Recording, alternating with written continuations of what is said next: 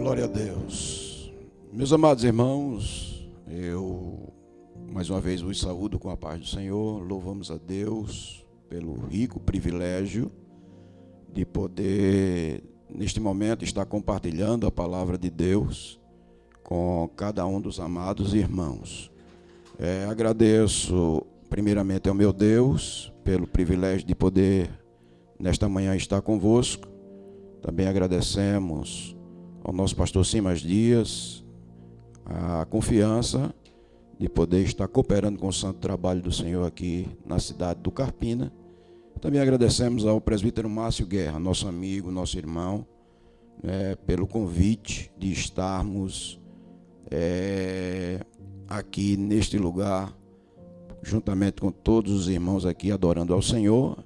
E neste momento nós iremos refletir um pouco sobre a palavra de Deus. Eu disse ao presbítero Márcio, a gente gosta de trazer a mensagem sempre. O nosso pastor, ele nos confia de trazendo a mensagem, mas hoje eu queria fazer um programa diferente, trazer uma palavra de um modo diferente, um modo mais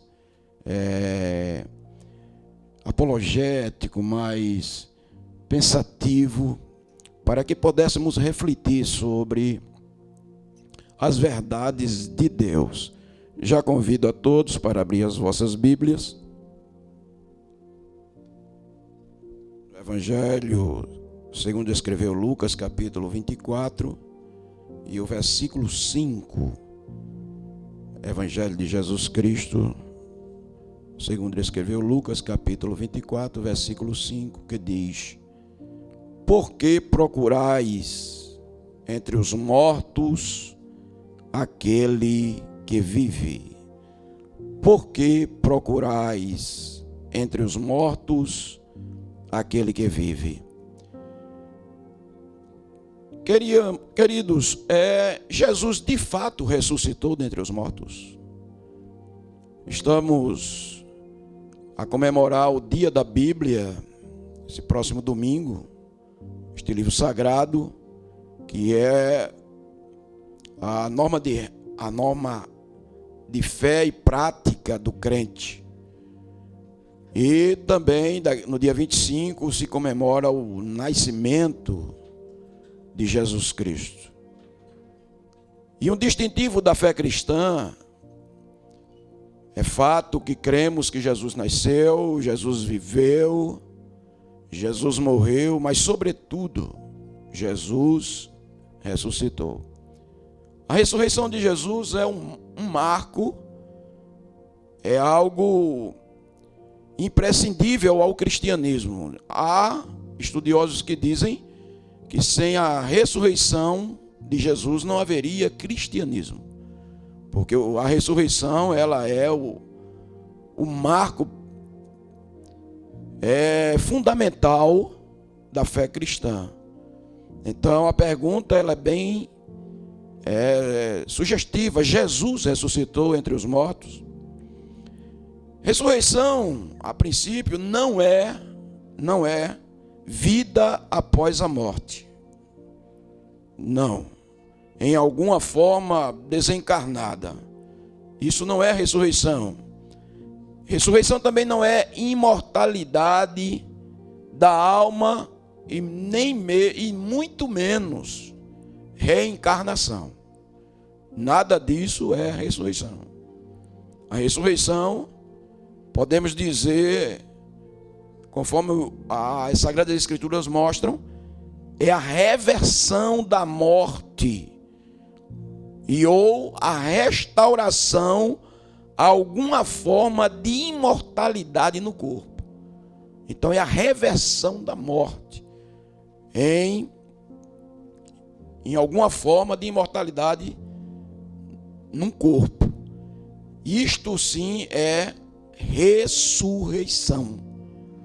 A ressurreição de Jesus, ela é contestada por céticos, ateístas, filósofos de um modo geral, que dizem que Jesus não ressuscitou. E a ressurreição é uma grande invencionice da cristandade. Claro, isso tudo é produto de uma mente carnal, de uma mente humanista, que de forma alguma pode se coadunar, não é? Se coadunar com a verdade da palavra de Deus. Podemos dizer que as evidências da ressurreição, elas são demonstráveis por três fatos principais. Três fatos principais demonstram que as evidências da ressurreição, elas são plausíveis. Primeiro, o sepulcro vazio. O segundo fato são as aparições de Jesus após sua morte. E o terceiro fato é o início ou origem da fé cristã. Esses três fatos corroboram ou confirmam as evidências da ressurreição de Jesus. Vamos começar pelo sepulcro vazio. O sepulcro vazio, como fato que confirma as evidências desta ressurreição, todos, tanto críticos quanto aqueles que creem, admitem que Jesus foi sepultado. Lucas 23, 53 diz exatamente isso, que Jesus foi colocado em um sepulcro. Não há o que contestar, esta é a verdade. Os que morrem são colocados em sepulcros. Acerca do sepulcro vazio, ainda podemos demonstrar que, conforme João, capítulo 20, versículo 2, versículo 6, versículo 7, o sepulcro foi encontrado vazio. Ele foi encontrado vazio, não é? Pedro viu o sepulcro vazio, João viu o sepulcro vazio e a própria Maria Madalena foi convidada a entrar e ver o sepulcro vazio. Então, não há contestação sobre esta realidade. O sepulcro estava vazio. Não havia um corpo que ali fora colocado. Podemos também dizer que a simplicidade das narrativas dos fatos mostram que a ressurreição, o sepulcro estando vazio, era uma realidade. Por quê? Porque não era algo lendário, algo elaborado de uma forma mirabolante. Não, senhor.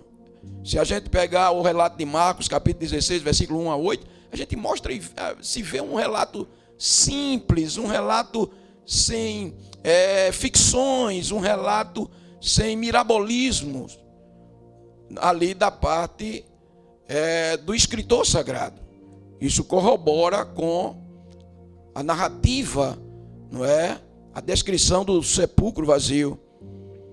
Ainda podemos dizer que as mulheres encontraram o sepulcro vazio, conforme Lucas 24, 10 e Marcos 16 e 11.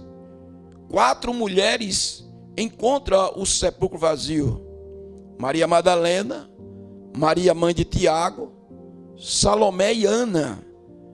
Essas 4 mulheres encontram o sepulcro vazio. Mas deixe-me chamar a atenção para uma coisa. Mulheres testemunhando de algo, na cultura judaica, era algo tremendamente estranho, porque o testemunho de uma mulher, numa sociedade como aquela de então, o testemunho dela era quase de valor inexistente. Todavia, a Bíblia Sagrada rompe com um padrão para aquela sociedade onde 4 mulheres, glória a Deus, testemunham da veracidade do sepulcro vazio. Isso mostra como a Bíblia ela está preocupada não com padrões humanos, humanistas, mas estava preocupada com a verdade. Jamais nenhum historiador poderia colocar o testemunho de uma mulher para validar algo naquela sociedade. E por fim, podemos ver também a primeira reação dos judeus quanto ao sepulcro vazio. Em Mateus 28:13, os sacerdotes, os religiosos da época, eles convencem os soldados para que disseminem uma história de que os discípulos furtaram ou roubaram o corpo de Jesus. Ora, meus amigos, com isso, mostra-nos que, primeiro, eles não desmentem que o sepulcro estava vazio. Para os religiosos, o sepulcro realmente estava vazio. Mas eles fazem uma manobra, um malabarismo, para tentar diminuir o valor desta verdade, dizendo aos soldados: olha, mintam diante das autoridades e digam que vocês dormiram e que os discípulos vieram e roubaram o corpo de Jesus. Isso mostra, queridos, que o sepulcro vazio é um fato que corrobora, que confirma a evidência da ressurreição de Jesus. O segundo fato que corrobora a ressurreição de Jesus são as aparições de Jesus após sua morte. Conforme Paulo em 1 Coríntios, capítulo 15, do versículo 1 a 8, Paulo vai listar no mínimo 6 testemunhas.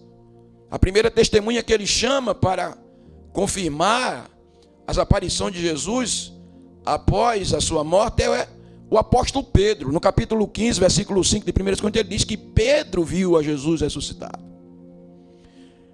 Depois Paulo diz que os 12 discípulos, onde podemos entender que aqui os 12 se referia na verdade aos 11, conforme Lucas 24, 33, porque Judas já não estava mais, mas aqui os 12 se refere ao grupo apostólico, ao colégio apostólico, conforme 1 Coríntios 15, 5, Paulo diz que os 12 viram Jesus, é fato, não há o que contestar. Depois Paulo chama 500 irmãos, conforme 1 Coríntios capítulo 15, versículo 6, como testemunhas das aparições de Jesus após a sua morte, nos quais Paulo diz que a maioria deles ainda se encontravam vivos, ainda nos seus dias. Vejam, queridos irmãos, que 1 Coríntios aí, essa tradição é praticamente alguma década depois da assunção de Jesus aos céus. E ainda havia irmãos vivos que viram, e Paulo chama mais de 500 irmãos para testemunharem desta verdade. Por fim, Paulo diz que ele próprio, como um abortivo, no caminho de Damasco, conforme 1 Coríntios capítulo 15, versículo 8, ele próprio viu a Jesus e ouviu da boca do ressuscitado aquilo que ele deveria pregar, aquilo que ele deveria ensinar, por onde que Jesus o enviasse. Mas ainda eu chamo a atenção que uma mulher, ela viu a Jesus. Eu já falei anteriormente, Maria Madalena, da qual Jesus expulsou 7 demônios, ela própria entrou no túmulo e viu a Jesus. Mais uma vez, é chamada uma mulher para testemunhar a ressurreição de Jesus. É um feito inédito quando se coloca na balança esse peso, não é? Sobre como uma mulher ela poderia testemunhar naquela sociedade da ressurreição de um fato tão maravilhoso. Então, queridos, podemos ver que o sepulcro vazio, as aparições de Jesus depois de sua morte, confirmam que Jesus ressuscitou.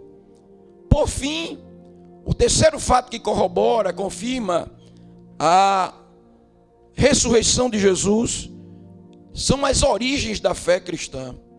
Como eu disse a princípio, os estudiosos, tanto críticos quanto acríticos da verdade bíblica, eles dizem Em que momento, verdadeiramente, a fé cristã começou? Entendamos que a perspectiva judaica do messianismo, ela jamais entenderia um Messias que fosse crucificado, açoitado, esbofeteado, vilipendiado, não é? E posteriormente morto. Jamais o judaísmo entenderia que o Messias passaria por isso. Antes eles entendiam o Messias como aquele que seria vitorioso, aquele que restauraria o trono de Israel, aquele que estabeleceria o trono davídico de governo, mas jamais alguém que viria a morrer de forma tão vilipendiosa. Todavia, mostra que a origem da fé cristã, ela é o X da questão. Quando de fato os discípulos começaram a ter uma fé verdadeira, uma fé vitoriosa em Cristo Jesus. Então, todos estão convictos de que a fé, a crença, a origem da fé cristã, ela se dá no momento, por ocasião da ressurreição de Jesus. Então, tudo isso mostra o sepulcro vazio, as aparições de Jesus após a sua morte, conforme elencado aqui por mim, várias testemunhas, textos sagrados demonstrando isso, como também o início da fé cristã, tomada não só por opositores da fé cristã, mas por nós mesmos que defendemos esta fé, que a origem da fé cristã, ela se inicia exatamente no momento em que Jesus é ressuscitado. Isso fala os 4 evangelhos, Mateus, Marcos, Lucas e João. Os 4 evangelhos, eles mencionam o fato miraculoso, maravilhoso, esplêndido da ressurreição de Jesus. Todavia, se criaram algumas hipóteses para justificar ou explicar a ressurreição, não só do ponto de vista de oposição, de incredulidade, mas também de afronta à fé cristã. Então, 4 grandes hipóteses foram levantadas para explicar estes fatos: o sepulcro vazio, as aparições de Jesus após sua morte e, finalmente, a origem da fé cristã. A primeira hipótese é a chamada hipótese da conspiração.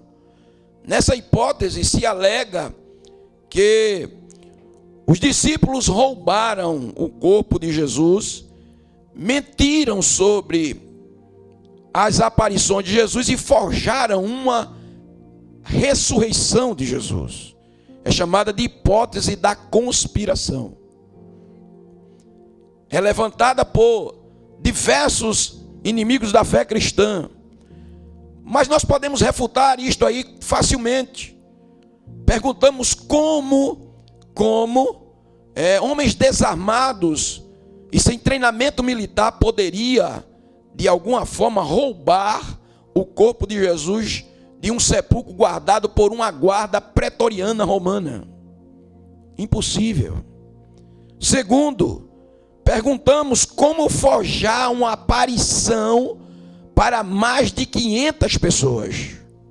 Não há resposta para isso. Então refutamos com muita facilidade a hipótese da conspiração. Também existe a hipótese da morte aparente ou do desmaio. É aquela que diz que Jesus não estava inteiramente morto quando foi retirado da cruz, vindo logo a ser reanimado no sepulcro, do qual escapou e convenceu os discípulos de que ele havia ressuscitado. Essa hipótese, ela é totalmente descabida. Refutamos perguntando como negar fatos médicos conhecidos de que pessoas que foram açoitadas e crucificadas poderiam estar meio mortas. Há registros seculares, registros históricos de que pessoas que foram crucificadas jamais escaparam da crucificação depois dos açoites e depois da violência sofrida. Então, a hipótese da morte aparente ou do desmaio é uma hipótese totalmente conjectural, é uma hipótese sem nenhuma base científica, não é, médica, para de fato negar a ressurreição de Jesus. Veja que é isso que os inimigos da fé, eles propõem. Também existe a hipótese da remoção do corpo. Essa hipótese de que José de Arimateia, ele a princípio deposita o corpo de Jesus num sepulcro familiar e depois ele remove o corpo de Jesus para um sepulcro destinado a criminosos. Isso é uma hipótese também descabida, falaciosa. Veja, refutamos que na sociedade judaica daqueles dias estava terminantemente proibido de remover um corpo de uma sepultura para outra, com exceção de que aquela sepultura fosse da família. Todavia, é dito que José de Arimateia colocou Jesus num sepulcro novo, seu próprio sepulcro. Então, é facilmente irrefutável, porque não existia tal possibilidade na sociedade daqueles dias. E finalmente a hipótese da alucinação. Essa é a hipótese mais mirabolante que tem, porque ela diz que a ressurreição de Jesus foi uma mera alucinação dos seus discípulos. É algo totalmente incompreensível que 500 pessoas tenham tido uma alucinação, sejam de forma individual ou coletiva. Uma alucinação geral, todos alucinados ao mesmo tempo vendo algo. Isso mostra que o malabarismo desta hipótese, ele é filosófico e falacioso. Refutamos que, segundo os psicólogos, psicanalistas, psiquiatras e outros estudiosos da psique humana, é impraticável fazer psicanálise de figuras históricas. É impossível fazer isto, porque não há como, na verdade, de tê-las hoje aqui, de estudá-las em loco. Por isso é impossível. E o Novo Testamento faz uma distinção cabal, irrefutável, entre visões e aparições posterior à ressurreição. Ela faz uma distinção cabal. Então, por fim, tem a hipótese da ressurreição.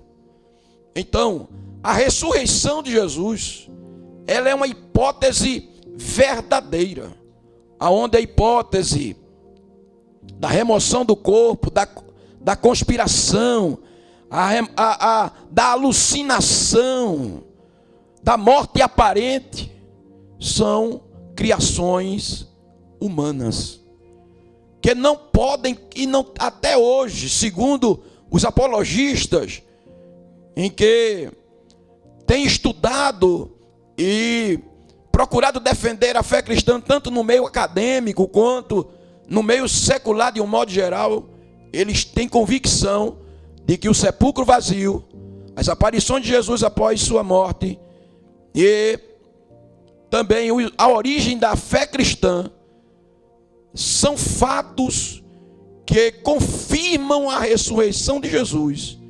E até hoje, nenhum dos opositores da fé cristã conseguiu vencê-la. Por isso que Lucas pergunta: por que procurais entre os mortos aquele que vive? Ora, querido, querida, nesta manhã gloriosa, você que de alguma forma teve um contato com as Escrituras Sagradas, diz que crer em Deus, mas a sua vida ainda talvez não tem tido o prazer, a satisfação de conviver todos os dias com esse Jesus verdadeiramente ressuscitado. Logo, logo estarão sendo comemorado o seu nascimento, mas o mais espetacular é a sua ressurreição. As religiões que existem não creem na ressurreição nos modos bíblicos. O cristianismo é a única religião que crê em uma ressurreição corpórea e física de um corpo transformado por Deus que viverá de eternidade a eternidade. Talvez a senhora, o senhor, o amigo, a amiga precise entender que Jesus, ele ressuscitou. E talvez você esteja procurando Jesus entre os mortos. Aleluia. Glória a Deus. Mas eu quero te convidar a procurar Jesus entre os vivos. Porque ele está vivo e vivo para sempre. Que Deus te abençoe, que Deus te ajude. Que neste momento de reflexão, onde passamos até uns minutos, mas eu pedi aqui ao presbítero Márcio permissão para passarmos um pouco mais. É porque eu creio que tem pessoas, quando eu lia sobre isto, meditava sobre isso, já há vários dias que eu venho, Deus colocou esta palavra no meu coração. E eu disse, vai ser amanhã. Esta palavra tem endereço certo. Essa palavra vem ardendo no meu coração há alguns meses. Mas ela tinha endereço certo, era aqui. Era neste lugar. Eu quero dizer, Jesus ressuscitou. E Jesus ressuscitou para a tua justificação. Mas nesta manhã é um momento de você entregar a sua vida para Jesus. Entregar a sua vida para Jesus. Mande aqui para as nossas redes sociais, as nossas plataformas digitais, o seu testemunho, o seu desejo de querer confessar a Cristo como seu único e suficiente Salvador. A nossa igreja está de templos abertos. Temos 34 congregações no nosso campo, abertas para receber você e a sua família. Venha adorar a Jesus ressuscitado, não aquele que foi morto, tão somente que viveu e foi morto, crucificado, glória. Ele assumiu o nosso lugar vicariamente, substitutivamente. Mas hoje ele está à destra de Deus, ressuscitado. Porque procurais entre os mortos aquele que vive. Nesta manhã é manhã de salvação. Que Deus te abençoe, que Deus te ajude, que Deus te conceda uma oportunidade ímpar de poder confessar a Cristo como teu único e suficiente Salvador. Que Deus nos abençoe em nome de Jesus. Muito bem,